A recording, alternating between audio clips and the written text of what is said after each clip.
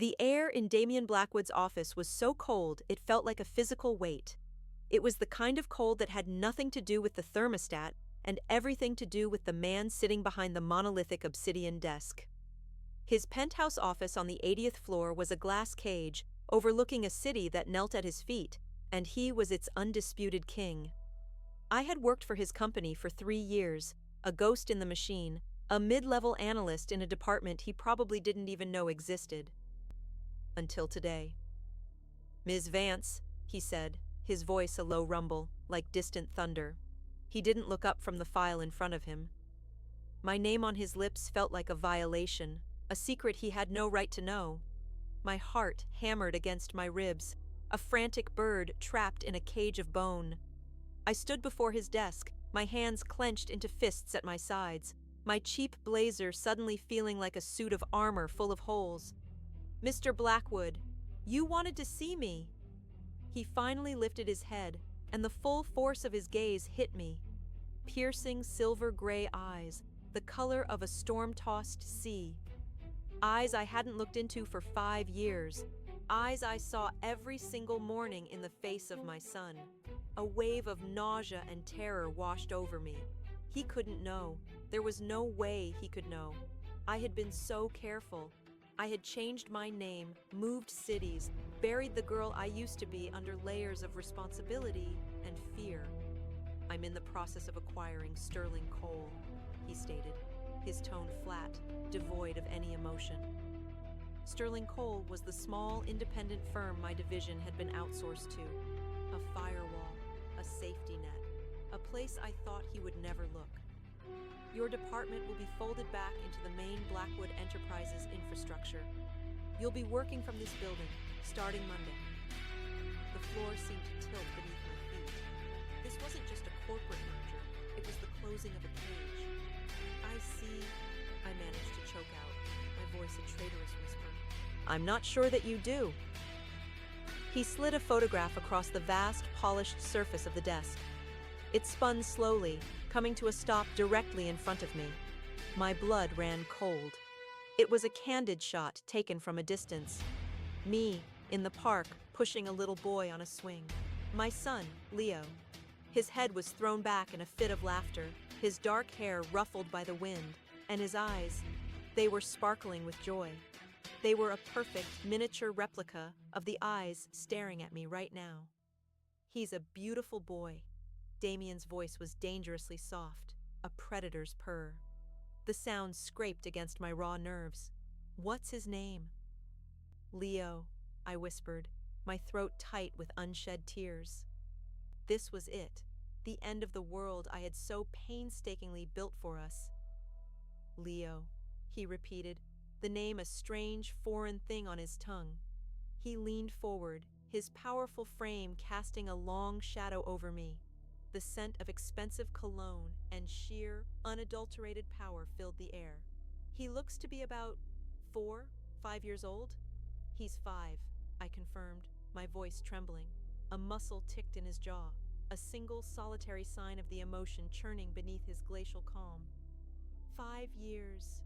You left 5 years ago, Alara."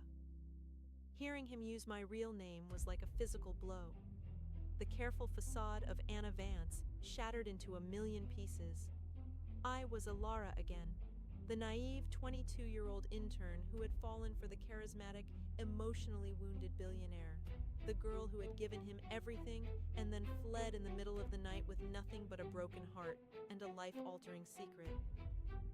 "I don't know what you're implying," I tried, the lie tasting like ash in my mouth. "Don't you?" He stood up, the movement fluid and menacing.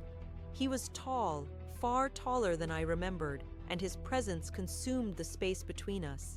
He walked around the desk, stopping so close I had to crane my neck to look at him. His fingers brushed against my cheek, and I flinched as if burned. His touch was an unwelcome memory, a ghost of a passion that had nearly destroyed me.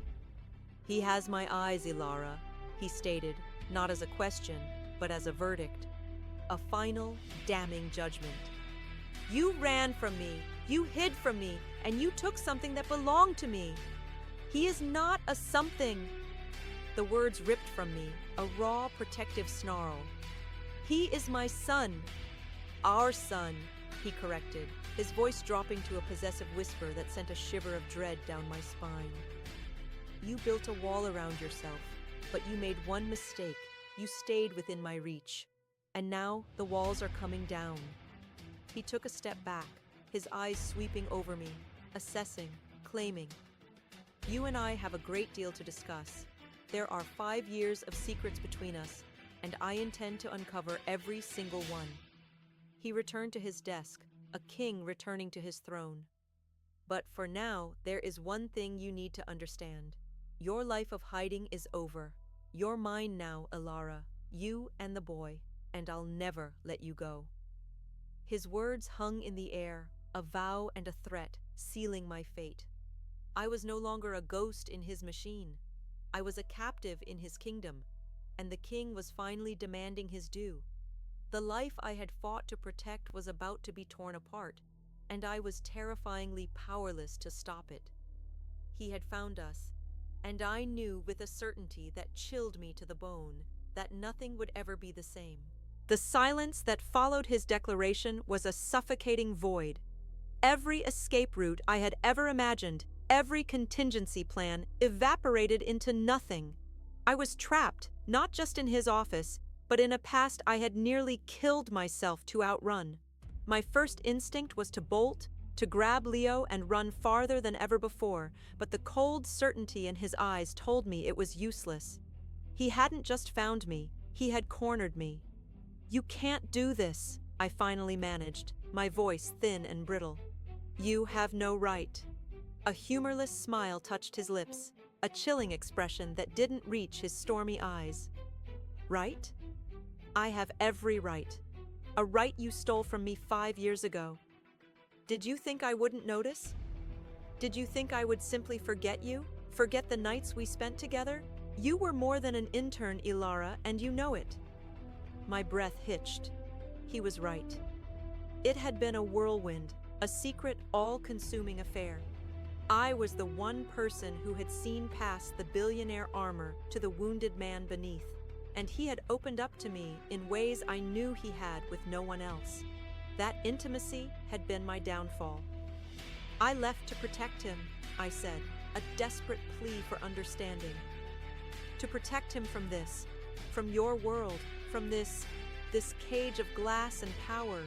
I wanted him to have a normal life." "A normal life?" he scoffed, his voice laced with a sudden, sharp anger. "Living in a tiny apartment, with you working 2 jobs to make ends meet while his father could give him the world? You call that protection? You call that normal?" The accuracy of his words was a slap in the face. How did he know that? How much had he dug into my carefully constructed life? "How long have you known?" I whispered, horrified. "Long enough," he answered, his expression unreadable. "I've had a team searching for you for 4 years. A ghost, they called you. You were remarkably good at disappearing, but everyone leaves a trace eventually. A credit card application, a hospital record for a child's broken arm last year.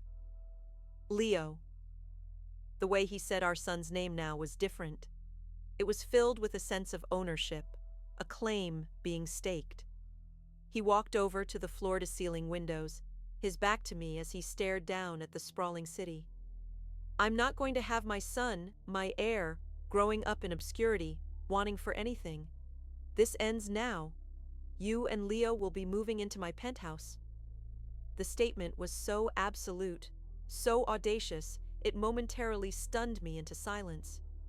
"No," I said, the word coming out stronger than I expected. "Absolutely not. You can be in his life. You can see him. But we are not going to be your prisoners." He turned slowly, his gaze pinning me in place. "Prisoners? Is that what you think this is? This is a rescue, Ilara, from the life you've been struggling to live. He will have the best of everything. The best schools, the best security, the best future, a future I can provide. All you have to do is accept it." "And what do I have to do in return?" I asked, my voice dripping with suspicion. "What is the price for this Rescue. You will live under my roof, he said, walking back towards me, his steps slow and deliberate. You will act as his mother, which you are, and in public, you will act as my fiancé. The world tilted again. Fiancé? You're insane. We haven't seen each other in 5 years. I don't even know you anymore. You knew me well enough to have my child, he countered, his voice dangerously low. He was in front of me now, so close I could feel the heat radiating from his body. He lifted a hand, tucking a stray strand of hair behind my ear. The gesture was so unexpectedly gentle it sent a jolt of confusion through me. We will get to know each other again. The world knows me as a man who values privacy and control. The sudden appearance of a 5-year-old son requires an explanation. A reunited love, a secret engagement, it's a narrative they will accept. It protects him from scandal. It protects you from scandal, I shot back, batting his hand away. Protecting myself and protecting my son are now one and the same, he said, his eyes darkening. This is not a negotiation. You will pack your things this weekend. A car will come for you and Leo on Sunday evening. You can tell your son it's a new adventure. Children are adaptable. Desperation clawed at my throat. And if I refuse? Damien's expression hardened, the brief flicker of gentleness gone, replaced by the ruthless businessman he was known to be. Then I will be forced to pursue a different path. I have the best lawyers in the country, Alara. I have evidence that you knowingly kept my child from me. I will sue for full custody. I will paint you as an unstable, unfit mother who is denying her son his birthright out of spite. And I promise you, I will win. Is that what you want for Leo? To be torn between the two people who should be his safe harbor? The threat was a blade twisting in my gut. He would do it. I could see it in the unyielding set of his jaw, the icy resolve in his eyes. He would tear our son's world apart to get what he wanted. He was leaving me with no choice at all. He was offering one cage in exchange for another, and one of them was gilded, while the other was a courtroom battle that would destroy us both. You're a monster, I whispered, the words filled with the venom of my shattered hopes.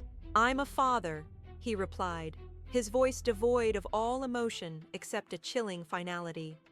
And I'm reclaiming what is mine. You have until Sunday to say your goodbyes to your old life. He turned away, a clear dismissal. Close the door on your way out, Miss Vance. I stood there, frozen for a long moment. He had called me Miss Vance again. He had reduced me back to an employee, a subordinate, after tearing my entire life down to its foundations. I was a pawn in his game, and our son was the prize. As I walked out of his office, the heavy door clicking shut behind me, I felt the invisible walls of my new prison closing in. The only thing I could think of was Leo's laughing face in the photograph. I had tried to give him a simple life, a safe life. And in my attempt to hide him from his father, I had led the wolf straight to our door. The weekend passed in a blur of numb panic. Packing the contents of our small 2-bedroom apartment felt like arranging the artifacts of a life that was already over. Every book, every framed drawing of Leo's, every worn-out piece of furniture was a testament to the quiet, simple world I had fought so hard to build. Now, it was all being condensed into boxes, ready to be swallowed by Damien Blackwood's opulent universe. How was I supposed to explain this to Leo? I settled on a half-truth, the one Damien himself had suggested. We're going on a big adventure, sweetie. We're going to live in a new house, a really big one, like a castle in the sky. Leo's eyes, so much like his father's, widened with excitement. A castle? With a dragon? I forced a smile, my heart aching. Maybe not a dragon, but it's very high up. An understatement for a penthouse that scraped the clouds. Sunday evening arrived like a death sentence. A sleek black town car, so long it seemed to take up our entire street, purred at the curb. A man in a suit, polite but unnervingly stoic, loaded our boxes while I buckled Leo into a leather seat that was softer than our old sofa. As we pulled away, I watched our little apartment building recede, the last bastion of my independence vanishing in the rearview mirror. The ride to Blackwood Tower was silent. Leo pressed his face against the window, mesmerized by the city lights blurring past. I, on the other hand, felt like I was being escorted to my own execution. When we ascended in the private elevator, the speed and silence were disorienting. It didn't feel like we were going up. It felt like the world was falling away beneath us. The elevator doors opened directly into the penthouse. The space was breathtaking and obscene. A two-story wall of glass revealed a panoramic, glittering view of the entire city. The furniture was minimalist and modern, all sharp lines and muted colors of gray, black, and cream. It was less a home and more a museum, cold and impersonal, an extension of the man who owned it. And there he was. Damien stood by the windows, a glass of amber liquid in his hand. He wasn't wearing his severe business suit, but a simple black cashmere sweater and dark trousers. The casual attire did nothing to soften his intimidating presence. It only made him seem more dangerously real, less of a corporate titan and more of a man. Our man. "Welcome home," he said, his voice echoing slightly in the vast space. Leo, who had been clinging to my leg, peeked out. His initial awe at the castle was quickly being replaced by shyness in the face of this tall, imposing stranger. Damien's gaze fell on our son, and for the first time, I saw something flicker in his expression. It wasn't warmth, not exactly. It was a raw, unguarded intensity, a mixture of curiosity and a deep, unnerving possessiveness. He crouched down, bringing himself closer to Leo's level. It was a calculated move, but it was effective. "Hello, Leo," he said, his voice softer than I had ever heard it. "I'm Damien." Leo mumbled a shy, "Hi," burying his face deeper into my leg. "Your mother and I are old friends," Damien continued, his eyes briefly meeting mine over Leo's head. The lie was a sharp, bitter thing between us. "I'm very glad to finally meet you." He didn't push. He simply stood up and gestured to a woman in a neat gray uniform who had appeared as if from nowhere. "Mrs. Gable will show you to your rooms. She's the head of the household staff. She'll get you anything you need." The mention of household staff was another reminder of the chasm between my old life and this new one. Mrs. Gable led us down a long, white hallway. Leo's room was the size of our old living room, filled with every toy a 5-year-old could possibly dream of. A-frame climbing wall, a planetarium projector on the ceiling, an art easel with a full set of paints. It was a child's paradise, meticulously curated and utterly impersonal. A bribe. My room was next door. It was luxurious, with a bed the size of a small country and a view that made me feel dizzy. On the dresser was a velvet box. I opened it to find a diamond ring, so large and brilliant it looked fake. An engagement ring, the prop for our charade. I slammed the box shut, a wave of defiant anger surging through me. Later that night, after I'd finally gotten a too excited to sleep Leo settled, I found Damien on a sprawling balcony that overlooked the city. The wind was cool, and it whipped a strand of hair across my face. "He's incredible," Damien said without turning around. "He's bright. I can see it in his eyes." "He is," I said, my voice tight. "And he's happy. He was happy before all this." He finally turned to face me. "Was he? Or were you just surviving? There's a difference, Alara." He took a step closer. "I've been thinking about the last time I saw you." His words sent a tremor through me, pulling me back into a memory I had tried to burn from my mind. 5 years ago. It wasn't his penthouse then, but his smaller, though still luxurious apartment. It was late, raining outside, the sound a soft drumming against the glass. We were tangled in the sheets of his bed, my head on his chest, his heartbeat a steady, reassuring rhythm under my ear. It was one of the few times I saw him completely unguarded. the shadows of his past momentarily at bay. "What are you thinking about?" I had whispered, tracing the lines of his chest. He was quiet for a long time. "My father," he finally said, his voice rough. "He used to say that the Blackwood name was a crown and a curse, that it gave you everything you could ever want, but it cost you everyone you would ever love." "He was wrong," I had said, tilting my head up to look at him. His gray eyes were dark with old pain. "He didn't have me." A sad smile touched his lips. He'd brushed my hair back from my face, his touch achingly tender. "No," he'd agreed. "He didn't have you." He had held me tighter then, a desperate, possessive grip, as if he was afraid I would vanish with the morning light. "Don't ever leave me, Alara. Promise me." "I promise," I had whispered, believing it with every fiber of my being. I had broken that promise 2 weeks later, after a positive pregnancy test sent my world into a tailspin. All I could hear were his father's words, a crown and a curse. I couldn't bring a child into that world, a world Damien himself resented. So I ran. "You broke your promise," he said now on the balcony, his voice pulling me from the memory. It was as if he'd been inside my head. "I did it to protect him," I repeated, the words feeling weak even to my own ears. "You made a choice for both of us," he countered, his voice losing its softness and regaining its hard edge. "You decided I wasn't fit to be a father. You judged me, and you sentenced me to 5 years without my son. That is a debt that won't be easily repaid." He stepped into my space, his large frame blocking out the city lights. "But we have time. We are going to live under the same roof. We will share our son. And you will wear my ring. You will remember the promises we made in the dark, Alara. Because this time, I won't let you break them." His proximity was overwhelming, the past and present colliding with dizzying force. The man who had whispered his deepest fears to me in the dark was the same man who had just threatened me into this gilded cage.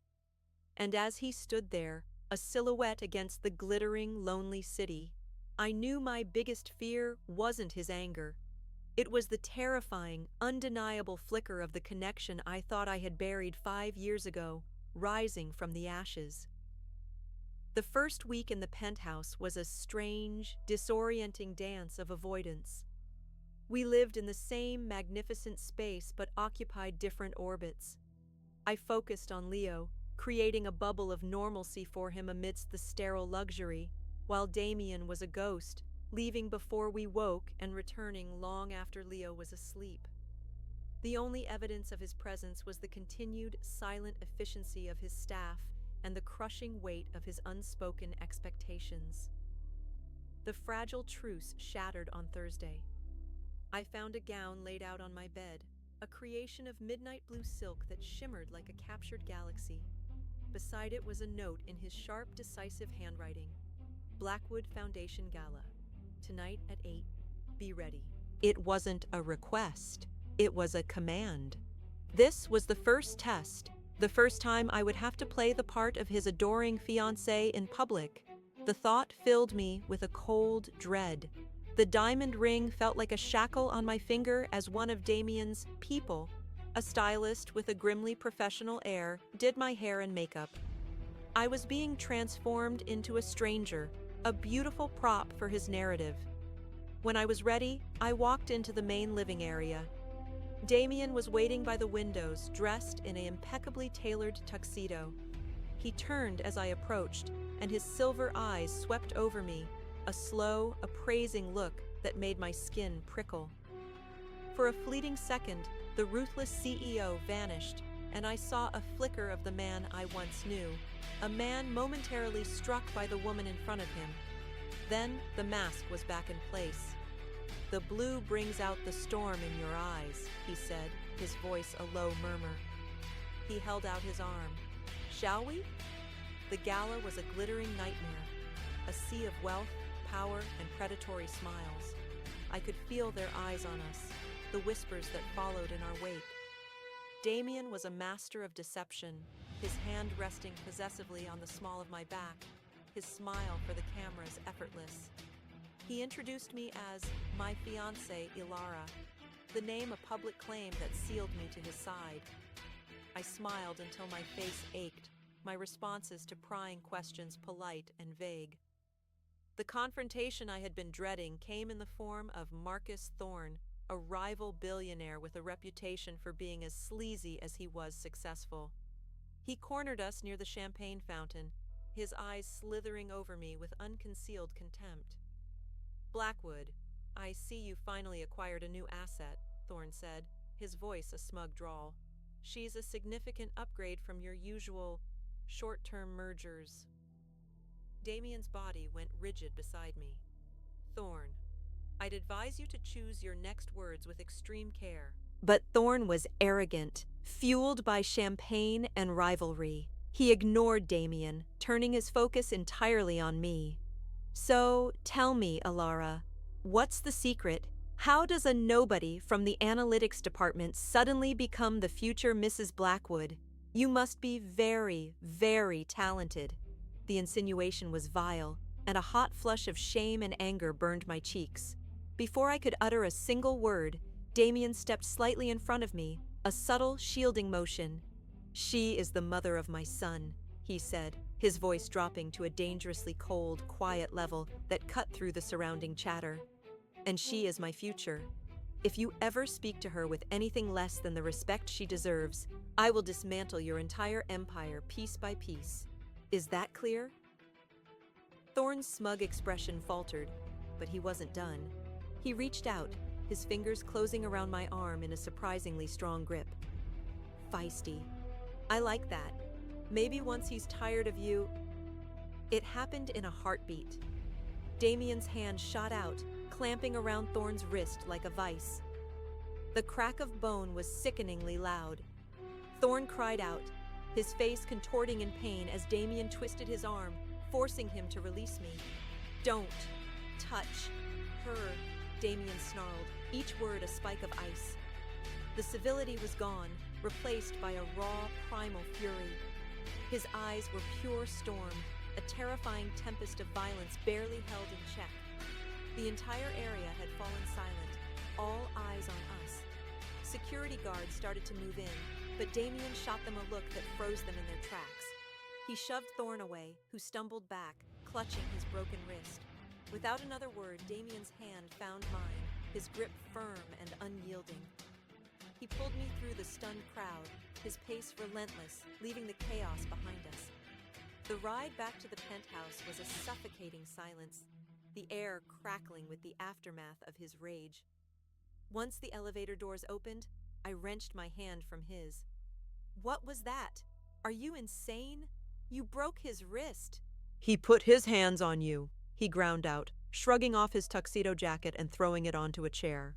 He was pacing, a caged panther, the adrenaline of the fight still coursing through him. "He insulted you. He deserved worse." "This isn't about me. It's about your pride, your control," I retorted, my voice trembling with a mixture of fear and fury. "I'm just a possession you have to defend." "Do you really believe that?" he roared, stopping his pacing to face me. He stalked towards me until I was backed against a cold marble wall. He placed his hands on the wall on either side of my head, trapping me. "Do you have any idea what I felt when I saw his filthy hands on you? It wasn't about pride, Ilara. It was about history repeating itself." His anger suddenly seemed to drain away, replaced by something raw and vulnerable. His gaze softened, the storm in his eyes receding, leaving behind a sea of old pain. "My father. He lost my mother because he couldn't protect her," he said, his voice barely a whisper. "His rivals, his enemies. They saw her as a weakness, a target. He built walls of money and power, but they weren't enough. He lost her, and it destroyed him." He leaned his forehead against mine, his breath warm on my skin. The confession hung between us, a shocking, unexpected piece of his broken soul. "When I saw Thorne touch you, I didn't see a business rival. I saw a threat. And all I could think was that I can't lose you again, he confessed, the words a rough, aching whisper. I'll protect you, Alara, even if it costs me everything. In that moment, he wasn't Damien Blackwood, the billionaire tyrant who had blackmailed me into this life. He was just Damien, the man who had once promised my father's curse wouldn't touch us, the man who was terrified of loss. The line between our violent present and our tender past blurred into nothing, and all I could feel was the heart-wrenching pull of a man who was willing to shatter the world to keep me safe within it.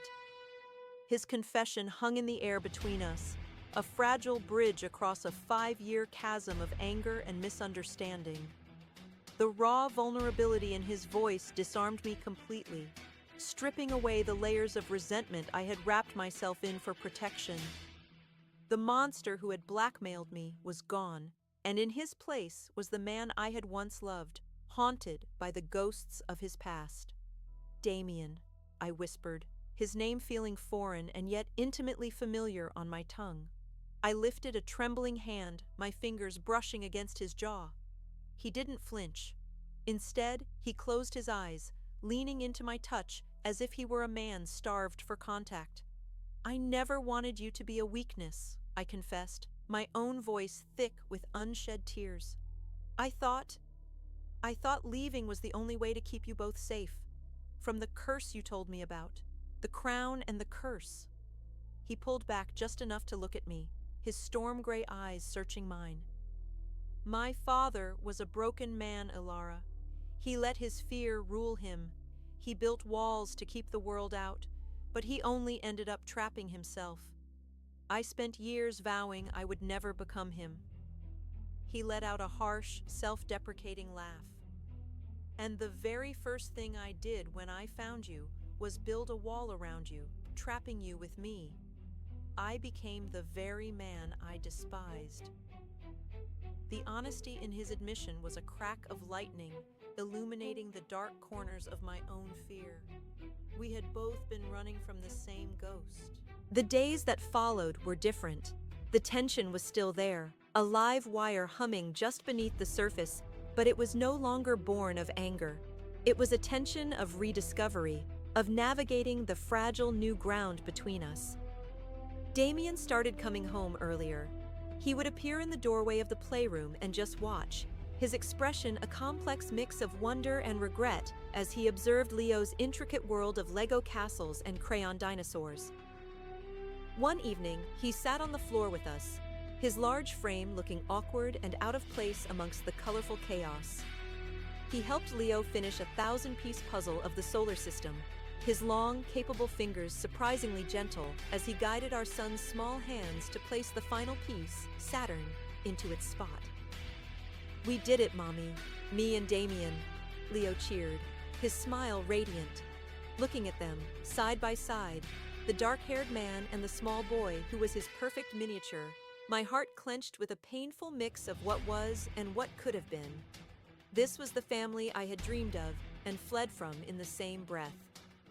The true turning point came a few days later. A small, dusty box was delivered to the penthouse. "This was in the company's long-term storage," Damien explained, his expression hesitant. "From your old desk. I thought you might want it." My heart pounded as I took it. It was a time capsule from my former life. Inside, beneath old notebooks and a faded photo of my college graduation, was a thick, sealed envelope. My own handwriting stared back at me, addressed simply to Damien. The letter, the one I never sent. My hands shook as I opened it. I retreated to the balcony, needing the vastness of the sky to breathe.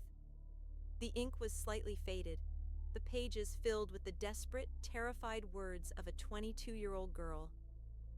"Damien," it began, "if you are reading this, it means I have failed. It means I wasn't strong enough to disappear." I wrote about the joy and terror of discovering I was pregnant. I wrote about my love for him, a love so fierce it scared me. And then I wrote about the real reason I had to run. It wasn't just his father's words. It was a visit from a man I had never met, an old family friend named Alistair Finch. He was charming, grandfatherly, and his words were coated in poison. He spoke of Damien's mother, of the accidents that befell people who got too close to the Blackwood power. He told me that if I truly loved Damien, I would vanish. He made it clear that a child would not be a blessing, but a target, a leverage point for all of Damien's enemies, including those within his own family who resented his rise. You think he can protect you? Alistair had chuckled. That boy spends all his energy protecting himself. A woman and a child would be an anchor that would drown him. Run, little girl. It's the only gift you can truly give him. Tears streamed down my face, blurring the words I already knew by heart. The sacrifice I had made, the lonely years, the constant fear, it all came rushing back. I had run not to punish Damien, but to save him. Ilara? I gasped, startled, clutching the letter to my chest. Damien stood in the doorway to the balcony, his face etched with concern. He must have seen the box, seen my distress. His eyes fell to the pages in my hand. "What is it?" he asked, walking slowly toward me. Wordlessly, I held it out to him. He took the letter, his brow furrowed in confusion. He began to read. I watched as every ounce of color drained from his face. I saw his knuckles turn white as he gripped the pages. I saw the moment the truth hit him, a physical blow that made him stagger back a step. His carefully constructed armor of anger and resentment didn't just crack, it shattered into dust. He looked up at me, his silver eyes filled with a storm of emotions I had never seen before. Devastation, guilt, and a soul-deep anguish that mirrored my own. Alistair Finch, he breathed, the name a curse on his lips. My grandfather's right-hand man, the snake who poisoned my family from the inside for years. He reached for me, his hands framing my face, his touch both a desperate apology and a reverent prayer. "All this time," he whispered, his voice breaking, "all these years, I thought you ran from me, but you were protecting me. You were protecting us." The dam of my own composure broke. Sobs tore from my throat as he pulled me against his chest, holding me with a desperate strength, as if he could absorb all the pain and loneliness of the past 5 years. He buried his face in my hair, his own body trembling. "I can't lose you again," he choked out, the words from the gala night taking on an entirely new, profound meaning. "I'm so sorry, Ilara. Forgive me." He pulled back, his eyes burning into mine. The power, the control, the possessiveness, it was all gone, replaced by a raw, consuming love. "This child," he said, his voice thick with emotion, his gaze flicking towards the playroom where our son slept. "This child is ours, and this family is real. No more contracts, no more lies." He leaned in, his lips meeting mine in a kiss that was not about passion, but about absolution. It was a promise of a new beginning, a vow to heal the wounds of the past together. In the heart of the gilded cage, surrounded by the city of a million lights, I was finally home. We had found our way back, not to the beginning, but to something far stronger, forged in sacrifice and redeemed